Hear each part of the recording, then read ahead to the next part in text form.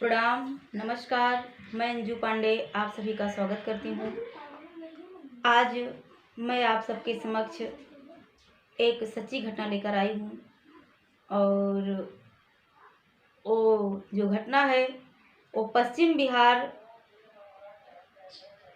बिहार के पटकौली थाना की है, जहाँ एक व्यक्ति होमगार्ड होता है जिसका नाम होता है रामनयन।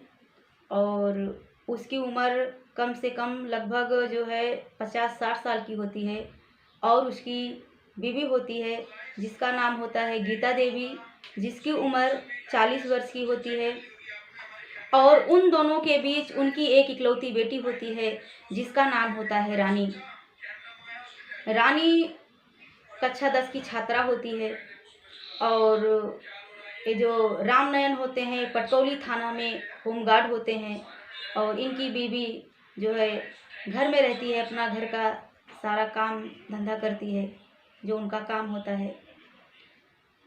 अब ये सब परिवार जो 4 फैमिली थे इस घर में बहुत अच्छे से रहते थे, इनका बहुत अच्छे से रहन सहन था। और रानी जो है स्कूल जाती थी, डेली स्कूल से आती थी और पढ़ाई लिखाई में बहुत अच्छी थी और बहुत अच्छे से नंबर से वो पास होती थी। हर साल जब वो पढ़ाई करती और एग्ज़ाम देती तो अच्छे नंबर से पास होती थी। गांव में उसकी बहुत तारीफ होती थी। ऐसे ऐसे समय धीरे धीरे व्यतीत होता चला गया रानी और रामनयन के बीच में। मतलब जैसे जैसे समय गुजरता गया वैसे वैसे जो है जो गीता देवी होती हैं वो सोचने लगती हैं कि मेरे पति, अब तो इनकी उम्र धीरे धीरे व्यतीत हो रही है, अब वो आगे का कैसे होगा। और ये जो गीता देवी होती हैं ये 40 साल की होती हैं, लेकिन ये देखने में 40 साल की नहीं दिखती हैं। ये मतलब इनकी शरीर की बनावट ही ऐसी थी कि ये कम से कम 30-35 साल की दिखती थी और बहुत अच्छी रहती थी। जो भी इनको देखता था इनके ऊपर फिदा हो जाता था। और जो है इनका जो शरीर का बनावट था बहुत ही अच्छा था। ऐसे एक दिन रामनयन अपनी बीवी से कहते हैं कि अब तुम सारा काम संभालो, अब मेरे बस की बात नहीं है। और पत्नी जो है उनकी घर का सारा भार संभालती है, सारी जिम्मेवारी उसके सर पे आ जाती है और वो जो है अपना परिवार देखती है। एक दिन जो है रानी स्कूल जाती है, जाती है। जब स्कूल में पहुंचती है तो अचानक से उसके पेट में दर्द होने लगता है। जब दर्द होता है तो प्रिंसिपल से जाके बोलती है कि सर आज मेरे पेट में बहुत ज़ोर से दर्द हो रहा है। प्रिंसिपल एक टीचर को बुलाते हैं और बुला के उनसे कहते हैं जाओ इनको, ये जो रानी है इसको इनके घर पे छोड़ के आ जाओ। टीचर वहाँ से रानी को अपनी कार में बिठाता है और उसके घर ले आकर गेट के बाहर ही छोड़ के चला जाता है, क्योंकि उसको दूसरी क्लास लेनी थी। वो जब चला जाता है तो रानी दरवाज़ा खोलती है और दरवाज़ा खोल के अंदर आती है और अपनी माँ को आवाज़ लगाती है, लेकिन उसकी माँ कोई जवाब नहीं देती है। जब उसकी माँ कोई आवाज़ नहीं देती है तो वो सोचती है कि माँ शायद अंदर में कुछ काम कर रही होंगी। फिर वो जो है माँ के कमरे के पास जाती है आवाज़ लगाते लगाते, और उसके पेट में इतना जोर दर्द हो रहा था कि उसको बर्दाश्त नहीं था कि आखिर हमारे पेट में हो क्या रहा है, इतना दर्द हो रहा था। फिर वो जब माँ के कमरे के पास जाती है और अपनी माँ को बुलाती है, माँ का कोई जवाब नहीं होता है तो वो खिड़की से झांक कर देखती है तो उसकी माँ एक आदमी के साथ बहुत आपत्तिजनक में रहती है और उसके साथ में नग्न अवस्था में होती है। और जब लड़की जब ये सब अपने आँखों से देखती है तो बहुत आश्चर्य में पड़ जाती है और वहीं वो बैठ जाती है। फिर उसके बाद उसकी माँ 5-6 मिनट के लगभग दरवाज़ा खोलती है और अपनी साड़ी को समेटते हुए बाहर निकलती है और अपनी लड़की को कहती है कि आज जल्दी क्यों आ गई। लड़की कुछ नहीं बोलती है, वहाँ बैठी रहती है। और उसके बाद फिर लड़की जब देखती है तो माँ के पीछे एक आदमी निकलता है जो अपना पैंट शर्ट सही करते यानी उसको समेटते हुए बाहर निकलता है। तो लड़की बोलती है, माँ ये कौन है? उसके बाद उसकी माँ जब अपनी लड़की के सामने आती है तो बहुत शर्म से उसका सिर नीचे हो जाता है। वो बहुत शर्माती है और अपनी बेटी से कहती है कि बेटी ये बगल के अंकल हैं। लड़की कुछ नहीं बोलती है, चुप रहती है। फिर वो आदमी जिसका नाम होता है, वो आदमी जो होता है उसका नाम विनोद होता है, जो उसी के बगल में रहता था और वो एक जमींदार होता है। विनोद एक जमींदार होता है और वो लड़की जब पूछती है कि ये कौन है तो माँ बोलती है अपने बगल के अंकल हैं। उसके बाद लड़की कुछ नहीं बोलती है। फिर वो जब जो विनोद होता है वो बोलता है, तुम्हारी लड़की सब कुछ देख ली है, सबको बता देगी और हमारी समाज में बेइज्जती हो जाएगी, सब लोग हमको क्या कहेंगे। तो गीता बोलती हैं कि नहीं, आप यहाँ से जाइए, मैं अपनी लड़की को संभाल लूँगी, मुझे पता है मेरी लड़की कैसी है, मैं उसको सब समझा दूँगी, आप यहाँ से निकल जाइए। विनोद वहाँ से चला जाता है। उसके बाद लड़की अपनी माँ को बताती है कि आज मेरे पेट में दर्द हो रहा था बहुत तेज़ से, फिर मुझे टीचर छोड़ने आए। वो अपनी सारी समस्याएं अपनी माँ को बताती है। माँ उसको जब वो अपनी माँ को सारी समस्याएं बताती है तो माँ उसको कमरे में जाके लेटाती है और उसको समझाती है, उसको दवा ववा देती है। पहले उसका जो पेट में दर्द था उसको दवा देती है, उससे पूछती है तुम्हें क्या हुआ है। जब बेटी बताती है कि मुझे दर्द है पेट में, तो माँ बोलती है कि चलो ठीक है, मैं तुम्हें दवा देती हूँ, अभी खा लो, आराम हो जाएगा। लड़की दवा खाती है, उसको आराम हो जाता है। जब उसको आराम हो जाता है तो माँ अपनी बेटी के सामने जाती है और कहती है, बेटी रानी, जो तुमने देखा है बेटा वो सब किसी से मत कहना। अगर तुम अपने पापा से बोल दोगी तो पापा मुझे डांटेंगे, मारेंगे और उनका जो विश्वास है हमारे ऊपर से उठ जाएगा। बेटी बोलती है ठीक है, कुछ नहीं कहूँगी, मैं किसी को कुछ नहीं बताऊँगी। लेकिन फिर जो है इनका परिवार बहुत अच्छे से चलता रहता है। फिर कुछ नहीं होता है, बात तो वहीं पे ख़त्म हो गई। फिर बहुत अच्छे से इनका परिवार चलता रहा। ऐसे 2-4-6 दिन बीत जाता है। फिर जो है ये औरत जो है सोचती है, मतलब जो गीता होती है ये सोचती है कि अब तो मेरे पति मतलब इतना बूढ़े हो गए हैं, मेरा कैसे हैं। गीता देवी होती है वो सोचती है कि अभी तो मैं ऐसी हूँ और हमारे पति की उम्र बीत गई है, हमारा क्या होगा। मतलब वो अपने आप को यंग समझती थी, वास्तव में वो जवान थी। उसके बाद यही सब सोचती थी। और वो जो जमींदार होता है जिसका नाम विनोद होता है वो राम नयन का दोस्त होता है। दोनों की बहुत गहरी दोस्ती होती है, दोनों का बहुत अच्छे से तालमेल होता है। विनोद का उनके घर पे आना जाना रहता है।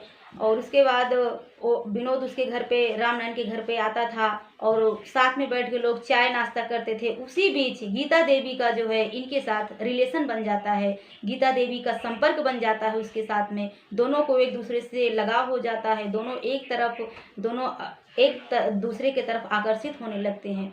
उसी बीच इन दोनों का शारीरिक संबंध बनना शुरू हो जाता है।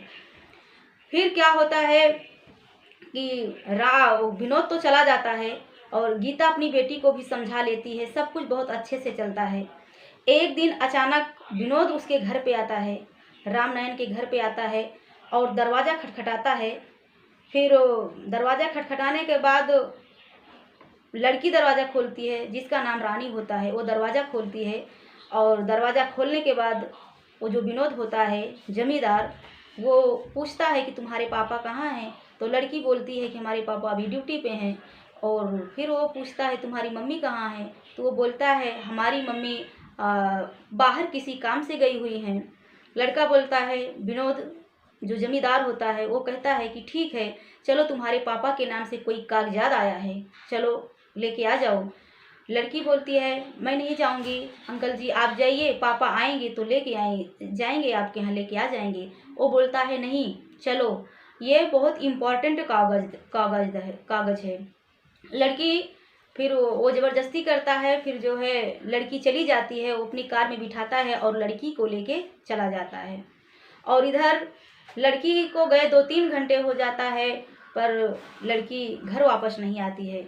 उसके बाद उसकी माँ जब बाहर गई होती है, बाहर से आती है तो देखती है उसकी लड़की नहीं रहती है। फिर वो इधर उधर देखती है, फिर उसका कहीं पता नहीं चलता है। फिर वो अपने पति के पास यानी कि रामनयन के पास फ़ोन करती है और उनको सारी बात बताती है कि रानी घर पे नहीं है, वो काफ़ी देर से घर पे नहीं है। तो रामनयन ड्यूटी छोड़कर घर आते हैं और घर आने के बाद वो भी चारों तरफ से ढूंढते हैं। दोनों दोनों का रो रो के बहुत बुरा हाल हो जाता है, यहाँ तक कि शाम हो जाती है ढूंढते ढूंढते, लेकिन रानी का पता नहीं चलता है। फिर ये जो रामनयन होते हैं पुलिस कंप्लेन करते हैं, थाने पे जाते हैं, पुलिस कंप्लेन करते हैं, पुलिस को बताते हैं और पुलिस जो है ढूंढना शुरू कर देती है, लेकिन रानी का कुछ पता नहीं चलता है। उसके बाद जब रानी का कुछ पता नहीं चलता है, शाम को करीबन 7-8 बज जाता है, कुछ नहीं पता चलता है। और उसके बाद रात भी हो गई। रात होने के बावजूद फिर भी उनका कुछ पुलिस की तरफ से कुछ इन्फॉर्म नहीं आया, कुछ नहीं हुआ। फिर वो उन दोनों का रो रो के बहुत बुरा हाल था। वो बेचारे ऐसे बिना खाए पिए अपना सो गए। उसके बाद किसी तरह से उन्होंने रात गुजारी। उसके बाद सुबह हुई। सुबह होते ही पुलिस अपना कार्रवाई शुरू की है, पुलिस ढूंढ रही है लड़की को, पर लड़की का पता नहीं चलता है। फिर उसके बाद पुलिस ढूंढते ढूंढते फिर आती है रामनयन के घर पे। उनको पूछती है उनसे कि अपनी लड़की का कुछ फ़ोटो कुछ भी दिखाइए, तो उसी हिसाब से हम कार्रवाई शुरू करेंगे। फिर उसको फ़ोटो दी जाती है पुलिस को, और पुलिस जब ढूंढने लगती है फिर भी कुछ पता नहीं चलता है। फिर अचानक से एक लड़का दौड़ता हुआ आता है और बोलता है कि तालाब के पास से एक लाश मिली है। तो सब लोग वहाँ जाते हैं, गांव के सब लोग जाते हैं। गांव के जब सब लोग जाते हैं, पुलिस को फ़ोन करते हैं गांव वाले। जब पुलिस को फ़ोन करते हैं, पुलिस वहाँ आती है और जब लाश को खोला जाता है तो बहुत ही चौंकाने वाला केस सामने आता है।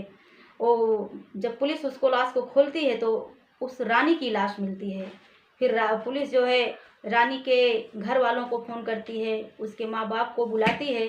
जब उसके माँ बाप आते हैं तो अपनी बिटिया को पहचान लेते हैं और कहने लगते हैं, हाँ हमारी यही बेटी है जिसका नाम रानी है। पुलिस उसको फ़ोटो से मतलब पहचान की। उसके बाद पुलिस लाश को पोस्टमार्टम भेज देती है। जब लाश पोस्टमार्टम में जाती है, जब वहाँ का रिपोर्ट आता है तो बहुत ही चौंकाने वाला केस सामने आता है। आप लोग भी सुनोगे तो हैरान हो जाओगे। उसके बाद जब पोस्टमार्टम का रिपोर्ट आता है तो उसमें उसके साथ दरिंदगी हुई होती है, उसके साथ रेप हुआ होता है, ऐसा केस सामने आता है। सब लोग चौंक जाते हैं, हैरान हो जाते हैं, गांव वाले भी परेशान हो जाते हैं, आखिर ऐसा कैसे हो गया इसके साथ। उसके बाद पुलिस फिर भी अपना कार्रवाई जारी की है, वो पता लगाने के लिए आखिर इसके साथ ऐसा कौन सा आदमी है जिसने इसके साथ ऐसा कुकर्म किया है।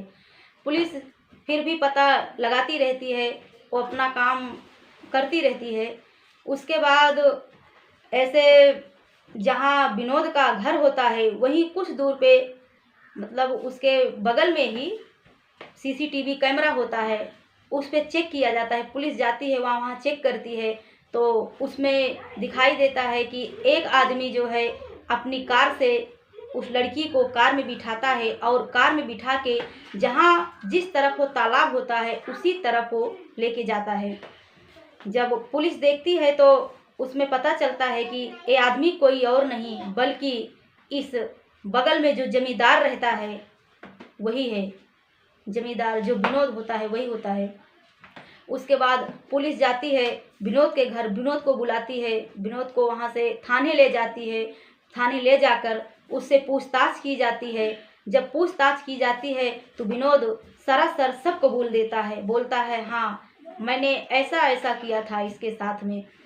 बोलता है कि हमारा और इसके माँ के साथ ऐसा संबंध था और ये लड़की जो थी मतलब हम दोनों को रंगे हाथ पकड़ ली थी, तो मैं इसको इसी बहाने से बुलाया कि तुम्हारे बाप का कागजात आया है, चलो उसको लेके आ जाओ। फिर वो मेरे साथ में आती है। मेरी नीयत उसको देख के गंदी हो जाती है और मैं इसके साथ गलत करने का विचार मेरे मन में आ जाता है। मैं इसके साथ जब कुछ करने जाता हूँ तो ये गुहार लगाने लगती है और सबको बोलती है कि मैं गुहार लगा के सबको बता दूंगी। फिर मैं डर जाता हूँ कि अगर ये कहीं भाग गई, यहाँ से निकल गई मेरे हाथ से, सबको बताएगी तो मेरी बहुत बेइज्जती होगी।